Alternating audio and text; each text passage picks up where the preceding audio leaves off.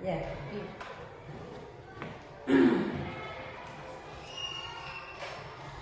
Assalamualaikum warahmatullahi wabarakatuh. Selamat siang, Bu Sri. Iya, siang, Mbak. Apa kabarnya hari ini? Alhamdulillah. Alhamdulillah sehat. Saya boleh minta waktunya, Bu? Sebentar. Ya, bisa. Bisa.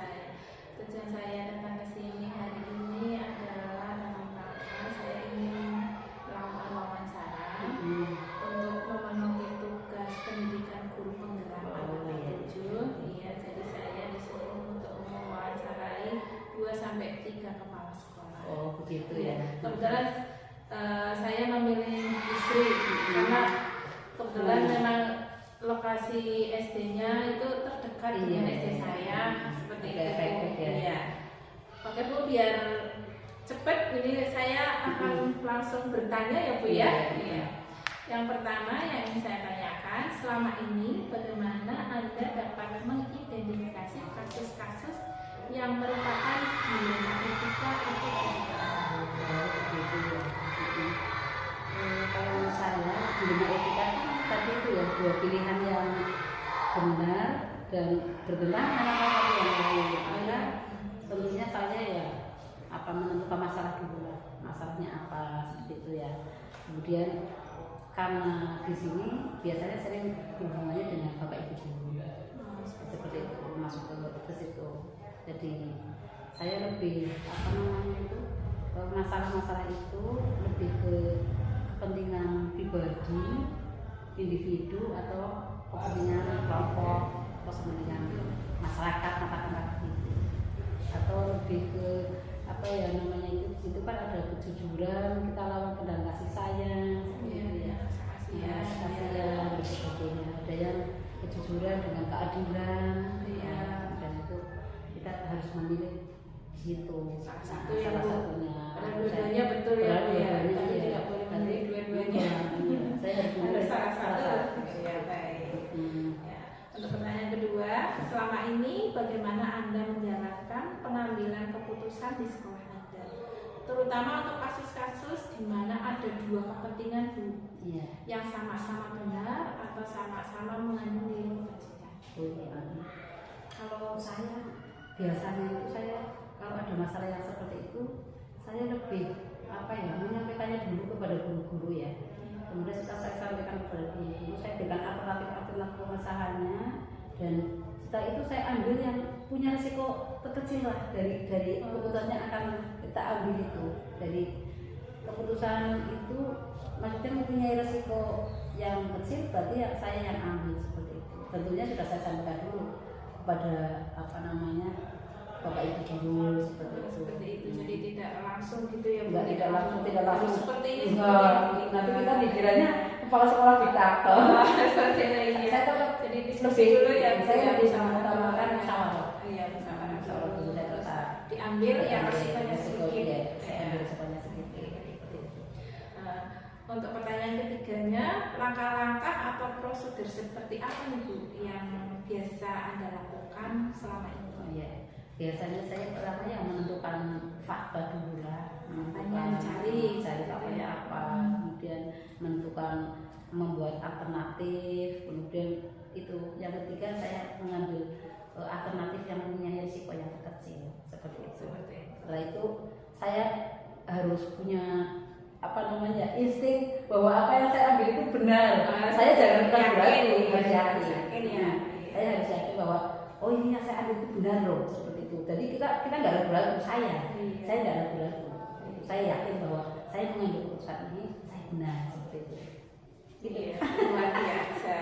Jadi untuk pertanyaan keempatnya, hal-hal apa saja yang selama ini Anda anggap efektif dalam pengambilan keputusan pada kasus-kasus dilema etika? Yang efektif ya, yang efektif. Oh ya itu lebih mencari yang resikonya rendah. Kalau udah dianggap itu resikonya sedikit, itu sedikit. Berarti itu saya ambil ya, itu yang lebih daripada yang lain, daripada tadi. Itu yang lebih efektif. Iya, tidak insting saya ya bisa saya itu, tapi saya lebih kalau ini resikonya nggak banyak, jadi nggak apa sih, nggak merugikan dengan banyak orang seperti itu. Saya ambil lebih ke situ. Efektif ya, sangat Iya, efektif iya, ya. bagi oh ini lebih sedikit resikonya, kita ambil. Ketika kita aman kan, Aman. kalinya ya aman, Iya. aman untuk semuanya, Iya. aman bukan untuk Tidak merugikan siapapun Iya. istilahnya seperti itu ya Bu ya. Iya. Pertanyaannya kelima, hal-hal apa saja selama ini merupakan tantangan dalam pengambilan keputusan pada kasus-kasus dilema etika? Aduh apa ya itu ya, antara kejujuran dan kesetiaan itu. Kalau saya itu lebih dilema, saya harus jujur apa saya harus lebih setia, lebih apa ya, itu kejujuran, saya harus jujur, ngomong jujur, apa saya harus apa menghilangkan kejujuran itu, dan saya lebih melindungi. Contohnya kasus apa nih Bu? Ya contohnya misalnya Biar lebih jelas ya. misalnya kan bapak ibu guru tidak masuk sekolah, ya misalnya dengan apa alasan kadang-kadang mendadak seperti itu ya. Kemudian kita kan harus menyetorkan rekap apa namanya itu ada hadir yang biasa itu yang manual ya, dulu ketika masih manual ya, seperti itu ya. Nah, ketika mau disetorkan di sana apa kita harus kosong? Sementara dia itu sampai 4 hari 3 hari misalnya itu di situ misalnya dia nggak berangkat. Nah, mau tidak mau saya tidak jujur kan? Iya, saya di rumah. Jadi saya lebih ke setia dengan anak apa namanya dengan guru, dengan anak buah saya. Saya mungkin ya. Lebih kasihan karena mungkin kenapa tidak berangkat, mungkin punya alasan sendiri. Saya yakin lebih ke husnudon bahwa tidak berangkatnya itu karena ada kepentingannya, sesuatu yang benar-benar urgent seperti itu. Jadi mungkin belum sempat mengabari ya Bu ya. Jadi saya lebih leto itu loh, tanda tangan ini kayak bukan ke sana penuh seperti itu. Itu kadang-kadang yang bikin saya Pak ini sih ini mau teh kosongin apa enggak? 5 ya Bu ya. Mau teh kosongin, sementara kosong kan itu jujur karena memang nggak ada. Iya. Tapi kalau mau di itu, Kasihan. iya, saya itu apa sih melindunginya gimana itu? Iya sebagai pimpinan ya Bu ya. Iya, kasihan. Di lembaga banget. Dia ketemu tiap hari kan dia perasaannya bagaimana nanti Banyak contoh-contoh yang lain banyak, tapi itu salah satunya salah saya. satunya itu ya itu sudah cukup mewakili ya Bu ya. Jadi mungkin kalau setia mungkin ibu beranggapan kasihan lah, tapi merugikan ya. Iya. Terus nanti anak-anak itu malamnya bapak ibu guru juga menganggap apa ya ini pun nggak ada kasihannya seperti itu kan jelas jadi nanti nggak enak juga ya kalau dibilang seperti itu ya. Namanya ya apa resikonya ya itu mungkin saya pimpinan begitu ya lebih melindungi. Saya pernah belajar ini Bu. Ya semoga ya nanti pinter lah bisa menghadapi yang ini. Ya pertanyaan selanjutnya ya Bu ya.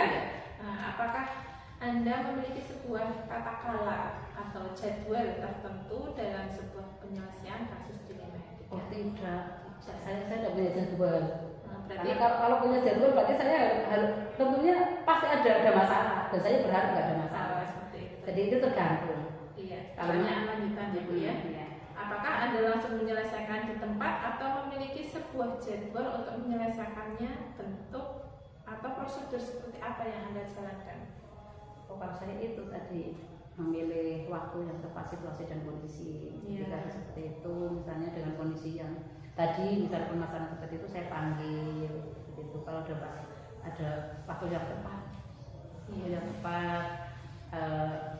dengan emosionalnya guru juga jadi baik-baik saja, saya panggil, saya apa namanya itu selesaikan. Jadi tidak langsung tetap melihat situasi dan kondisi. Jadi situasi kondisional. Ya, kondisional lah. Iya. Jadwal. Karena berharap tidak ada masalah. Berharap tidak ada masalah. Kalau saya punya jadwal kan berarti sudah ada masalah. Ya, pertanyaan selanjutnya Bu, adakah seorang atau faktor-faktor apa yang selama ini mempermudah atau membantu Anda dalam pengambilan keputusan dalam kasus-kasus dilema etika? Jelas itu yang membantu ya teman, bapak ibu guru, jelas itu kan masukannya banget itu. Kemudian juga dari teman-teman pesawat yang lain, kan kita kadang-kadang sharing juga ya teman pesawat, para yang lain, gimana baiknya seperti ini, itu banget membantu.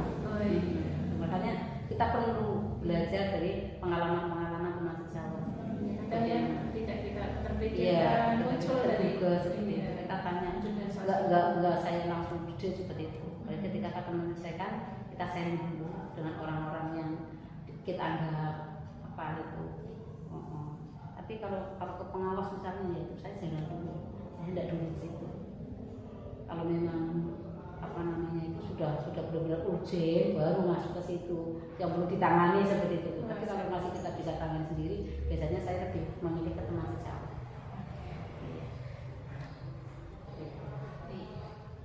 Luar biasa ini ya Bu Sri ya.